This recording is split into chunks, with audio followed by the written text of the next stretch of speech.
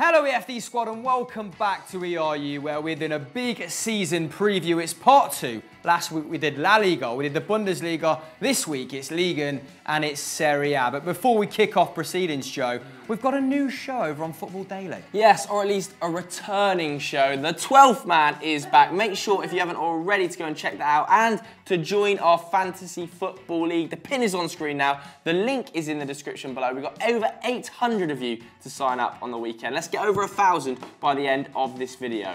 Hamill, pre-season preview. Which league we starting with? Crank it up, baby. We're going Serie A, we're going Juventus. Kick us off with the old lady. Yeah, obviously Juventus won their 7th consecutive Serie A title last year, didn't they? Eventually seeing off a tough challenge from Maurizio Sarri's Napoli to win by 4 points, amassing a total of 95 in the process. That's their second highest tally in the modern era. Napoli actually came out the blocks really well, but at the end of the day, Juventus's quality showed through. They finished with the longest unbeaten streak, that was 18 games, the most consecutive wins, that was 12 games, and they actually won 30 of their 38 matches. They also scored 86 goals and conceded just 24 in the process, the second best attack and the best defence in the entire league. One thing is to note here though, is that they actually overperformed expected goals by roughly 26. That's a madness. Which is an absolute madness. Dybala in particular as well outscored his expected goals by 8. So it's no wonder they've brought in a certain man up top. Yeah, they're pretty monstrous numbers, and if you're not familiar with expected goals, then check out Michael Cayley Graphics on Twitter or understat.com. Teach yourself. It's a very useful tool in terms of breaking down luck, quality, and all the rest. Anyway, let's move on to Ronaldo, because they have added a superstar to their ranks, haven't they?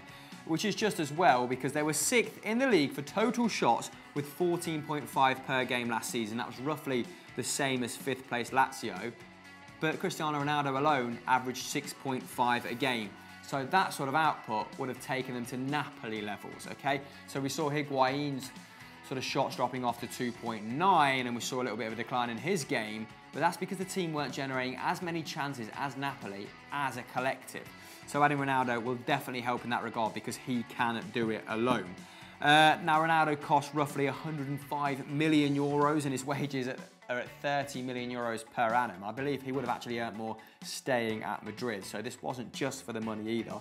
But he is a big gamble, at least FFP-wise, because this might mean they have to sell a couple of assets to balance the books, because the first time Juve posted profit under the current regime, which we touched upon in Transfer Review, was only last year under Agnelli. However, when they signed him, their stock price went through the roof, rising by 40%. So I'm sure they'll offset that in one way or another. The only major negative they've had this pre-season is losing Gianluigi Buffon, losing a player of his pedigree, of his excellence. But they have kind of ensured continuity with Szczesny at the club, because he actually racked up 1,500 minutes in the league last campaign. Yeah. Which may have gone under the radar if you weren't watching Serie A on a weekly basis, but they rate him extremely highly at the club, which is demonstrated as much in the Being Juve documentary.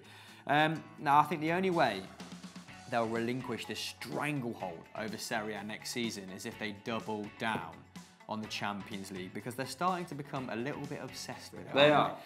Since they last won it, which was in '96, they've actually gone on to lose 5 finals, which is extremely painful for fans, for the board alike.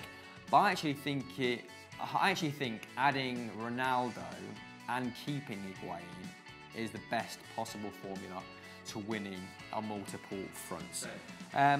Essentially what they've done is strengthen massively, and their rivals are kind of being picked apart. So let's move on to Napoli. They're our next section, the little donkeys. Yes, indeed it is Napoli. Of course, they broke their Serie A points total for a 2nd year running in 17-18. Probably a little bit gutted to miss out on the Scudetto there, but it's not been a pretty summer, has it? Obviously lost their manager in Maurizio Sarri to Chelsea, and then Jorginho followed suit to the tune of £50 million. He is a massive loss to that system, of course completing the most passes of any player in Europe last season, or at least in Europe's top 5 leagues. He was averaging 97 passes a game. That is truly eye-watering. Now, they have brought in Carlo Ancelotti, so a well-known heavy hitter of a manager, and he said that he's not worried about the loss of Jorginho because he is going to bring Diawara into that position and then play Hamsik a little bit deeper. Now, last season, Diawara was a bit part player under Maurizio Sarri, just over 600 minutes, and he was completing just 40 passes per 90. So he is going to have to change his game somewhat to fill Jorginho's sizable shoes. But aside from Diawara and Jorginho, they have invested fairly heavily. They brought Mere in, obviously the promising young goalkeeper. Juve wanted him for about £20 million. Fabian Ruiz has also come in from Real Betis, he's just 22, and of course Verdi, 26 from Bologna, for a combined £50 million, I believe. Now, I know you're a massive fan of Verdi, aren't you? You're going to talk a little bit more about him. And by massive fan, he means I was watching highlight reels of him last night. I'm not sure what sort of player he is sort of through and through, but it looks like he has sort of a decent array of weapons going forward. Now, Verdi is probably expected to have the biggest impact following 20 goal contributions from attacking midfield in Serie A for Bologna last season. That's a goal contribution every 146 minutes. That's more so than Milinkovic-Savic and Giovanni Simeone. Really impressive considering that Bologna limped to a 15th place finish.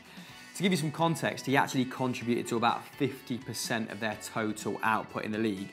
Now, to put this into perspective, Bologna created less chances per game than Benevento and Verona, I believe. So they would have been relegated without to be honest. So one-man team was Bologna last season. Now, his profile, he looks decent on the free kick. He's sort of competent with both feet. He's quite strong. For an attacking midfielder, he has quite a physical presence, and that's why I kind of made that comparison with Milinkovic-Savic, I guess. And he looks like he has a decent turn of speed as well. But if there's any Bologna fans out there on Eurofootball Daily, then let us know how he fared over the course of the season, because looking at his stats, he does look like a fairly late bloomer, and he kind of exploded last season, had a solid first season at Bologna. But are these numbers and have his performances warranted this big money move? Let us know in the comments below. Now, he was completing 2.3 dribbles per 90, that's more than Insigne, and 1.5 key passes in that very kind of starved lineup. They're the same amount of key passes as Mertens, so clearly he is very talented in the final third. But moving on to Fabian Ruiz, because I, again, had to do a bit of last-minute research on him last night. He looks like a very, very promising prospect at just 22. 9 goal contributions from attacking midfield as Betis finished 6th last season. He looks like an adept dribbler, fairly high number of passes per game as well, 66, with a pass completion rate of about 87%. That's twice that of Verdi. So very different players, I would imagine. Ruiz looks a little bit better at carrying the ball, whereas Verdi looks like a better chance creator. 2.1 and 2.4 tackles and interceptions per 90 for each of those respectively, so that's Verdi then Ruiz.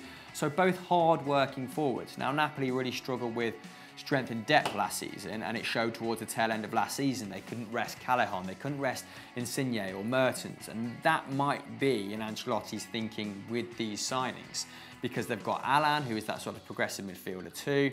Hamsik is an attacking midfielder of sorts, but like you said, Ancelotti wants to play him deeper, maybe to help build up play. So these look like 2 really good squad signings. I'm not sure if they're going to make, go off with a bang, but we'll see. Moving on to the best of the rest. I think Napoli, for me, still the second strongest in Serie A. But just about. I'm going to talk about their competitors right now.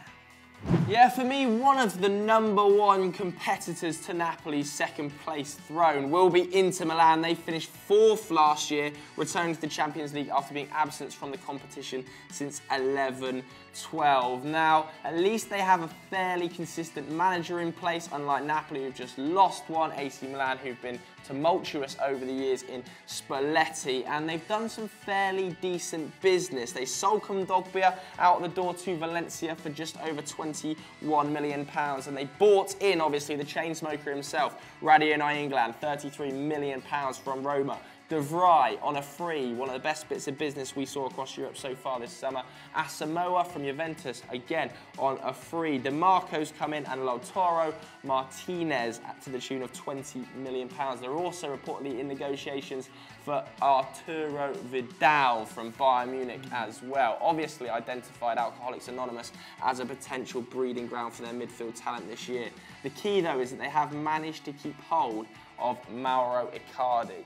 Now, what I would say is I think they potentially need some support up there for him, because his goal contributions comparatively to the rest of that Inter Milan team last season were massive. So get some depth alongside Icardi. At least they've managed to keep Spalletti for another season, and they've signed a couple of decent midfielders. I'm quite excited for Inter Milan this season. I'm predicting a second or third place finish for them.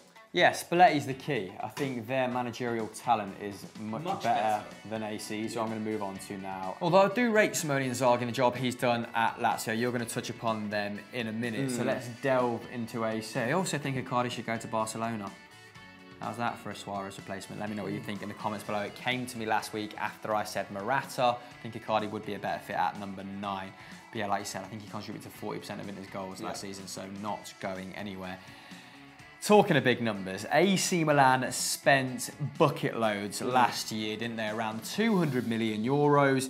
It was these signings were meant to propel Milan back to the big time, but ultimately they finished 6th. They got rid of Montella halfway through the season. Gattuso had to step up from the reserve side, and they crashed out of the Europa League in pretty underwhelming fashion.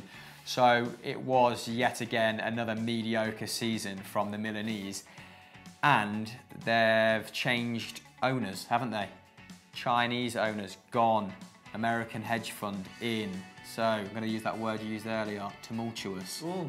Lovely. Spicy, isn't it? Leonardo Bonucci also wants to depart the club after just a year in the capital, wants to return to Juventus. We talk about that in Transfer Review. If you'd like to know about that in more depth, go and check that out on Football Daily after this.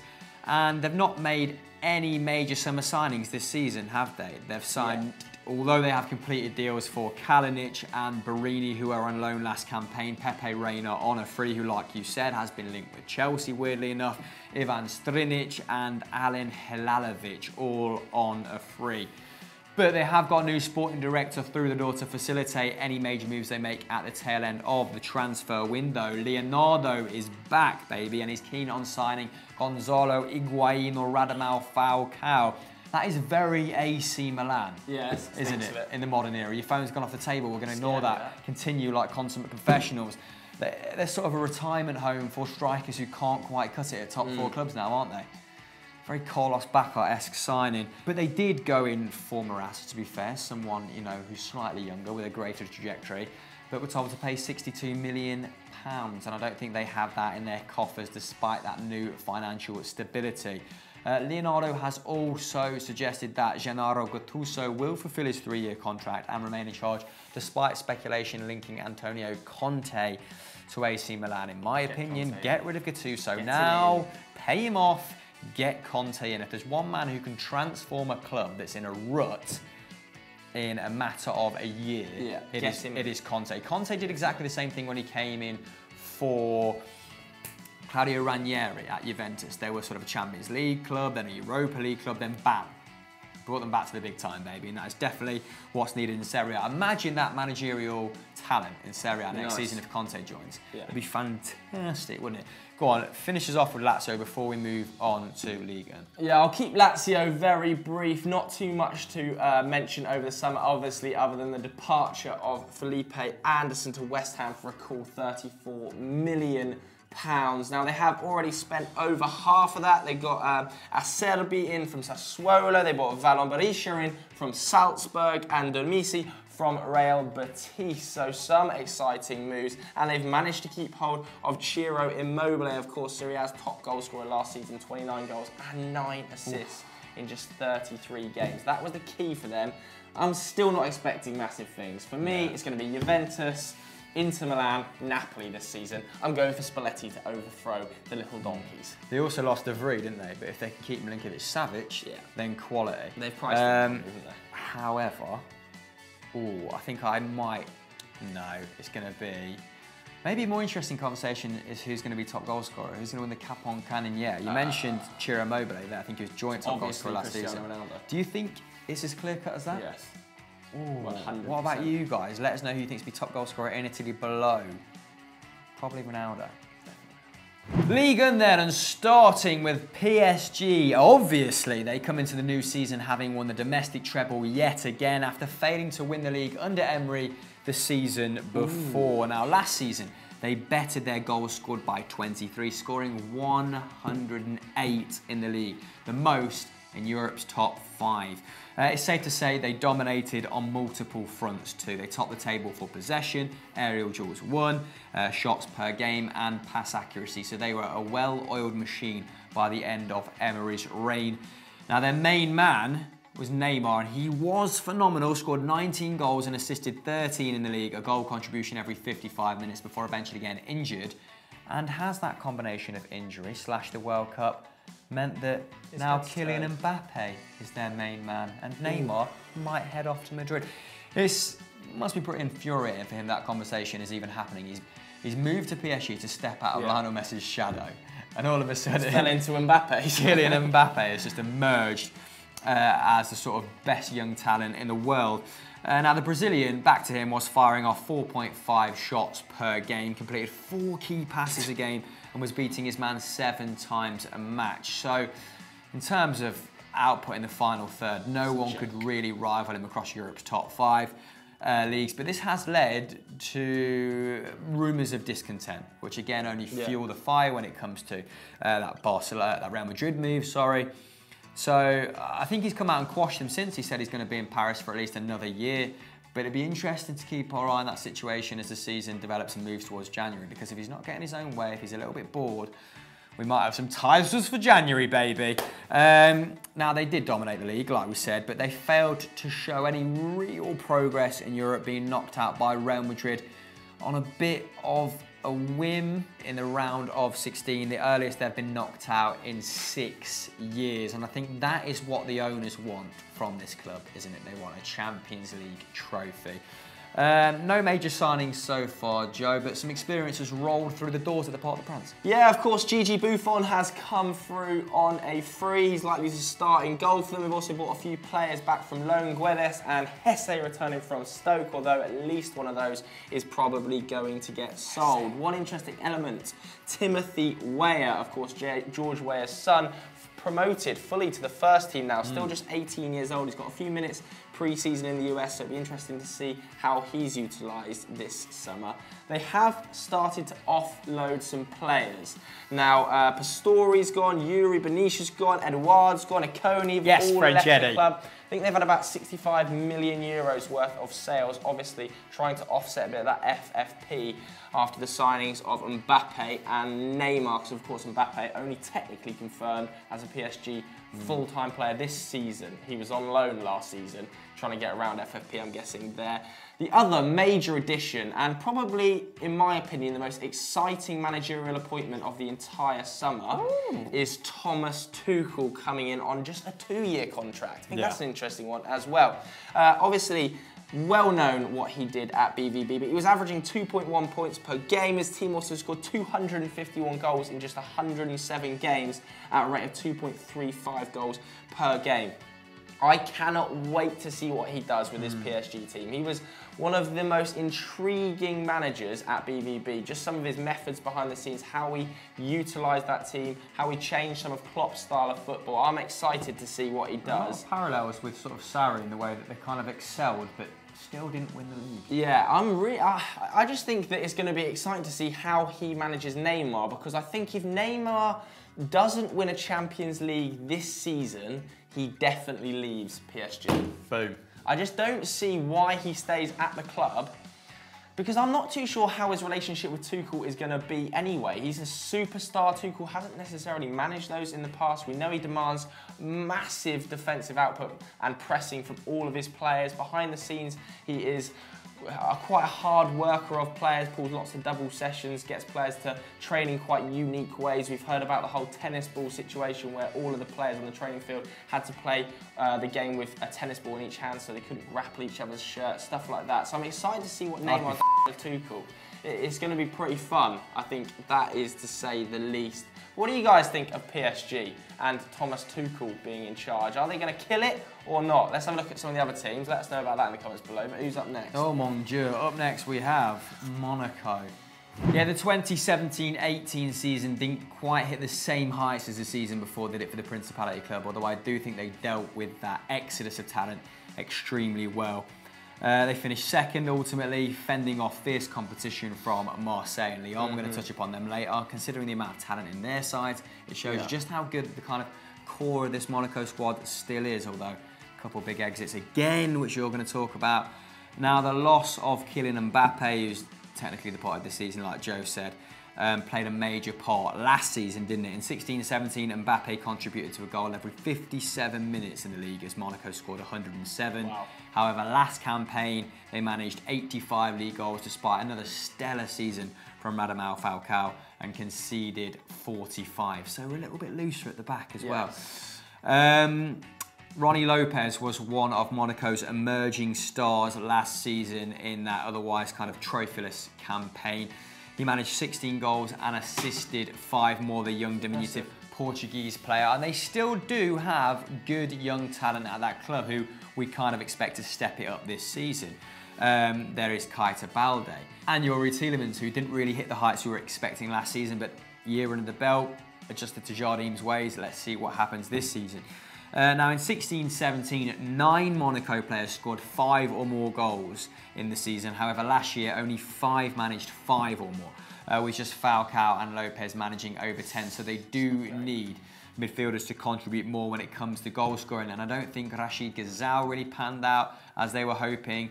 There was a few other transfers. Traore, the youngster who kind of went on loan to Rio Ave, it looks like he's going to be sold. So yeah, they're going to have to move a few players on, but luckily Monaco are experts at this, aren't they? And you're going to talk about one key, crucial signing, summer signing that I really like. The average age of the squad is still incredibly young, as I was intimating on my previous points.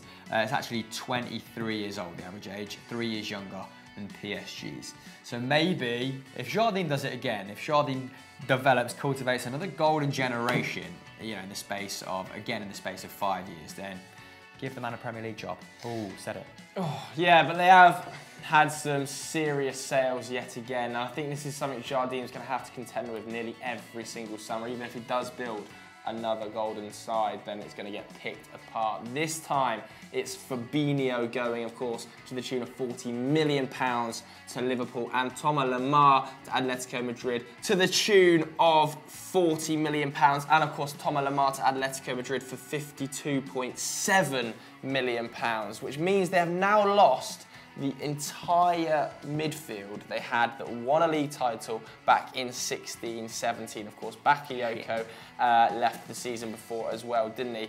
Now, they have been active in the transfer market. They've brought in 7 players. I will touch on one, though. Your favourite signing of the summer by Monaco is Alexander Golovin for £27 million. Of course, Chelsea were very interested in the player, but Monaco got him over the line. He impressed massively at the World Cup, didn't he? And he had a good season last year in Russia as well. He scored 1, assisted 2 at the World Cup. Probably added an extra £10 million to his price tag, but he was just a total breath of fresh air in that Russian side. Linked with Arsenal as well beforehand, wasn't he? So it's not like he has, that World Cup has facilitated the move entirely.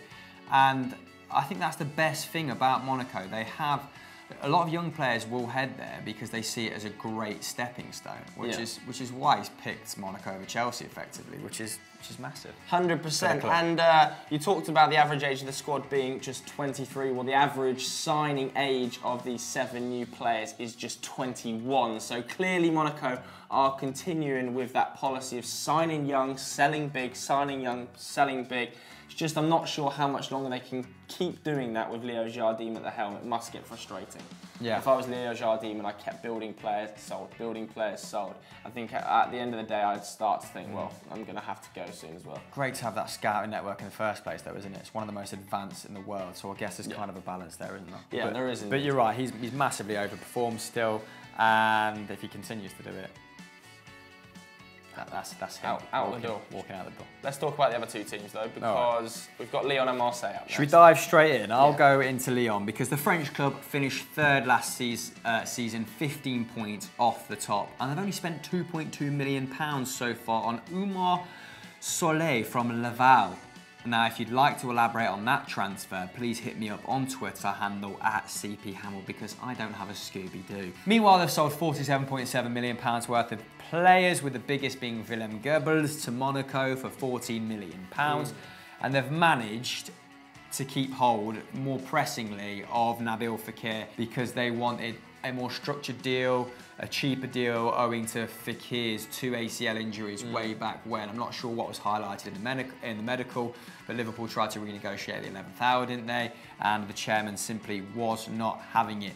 And it must be a sigh of relief for Bruno Genesio as he looks to develop prodigious young talents like Bertrand Traoré, like Aouar. It's certainly going to be a lot easier with a man of Fekir's experience in the ranks. And they've got players who sort of made good on their potential last season, like Mariano Diaz in their prime now, as well as Memphis Depay, whose numbers were absolutely unreal at the end of the season. I'm talking C-Ron Messi levels of output. Anyway, just a quick one on Lyon. Same on Marseille? Yeah, very quickly on Marseille. Finished 4th last season, didn't they? Just 1 point off the Champions League. But some good news for them, they have managed to keep hold of Florian Thauvin. Obviously, he scored 22 goals and got 11 assists. Their key player last season, really. I think maybe a few clubs put off Florian Thauvin because of that Newcastle move and how he performed in the Premier League. A few just want to see a second season that's that level out of him. They have signed 2 defenders though. They brought in Amavi from Villa for £7 million, and they brought in Keletakar for 17, 18 million pounds from Red Bull Salzburg. Nice. So that should be an interesting signing. But those are our predicted top 4. Let's go through them. Surely it's going to be PSG, Monaco, Lyon, Marseille again. What are you going for? I'm gonna throw a spanner in the works. I'm gonna go PSG, Lyon, Marseille, Monaco. Sexy. Oh shit. What's your top 4? Let us know in the comments below, innit? Nailed it. So that's Euro Roundup for a couple of weeks. Winners and losers will return to Football Daily next week, and we'll put Transfer Review back on here on a new set as well next week. Euro Roundup, or the week after. Sorry. Yeah. Brand spanking, new stuff. What else is new? 12th man, probably. The 12th man, innit? So sign up to that Fantasy Football League, hit the pin into the pin thing, pin slots, whatever, pin on pin action. Just sign up for our Fantasy League, basically. I'm talking rubbish. All the pins.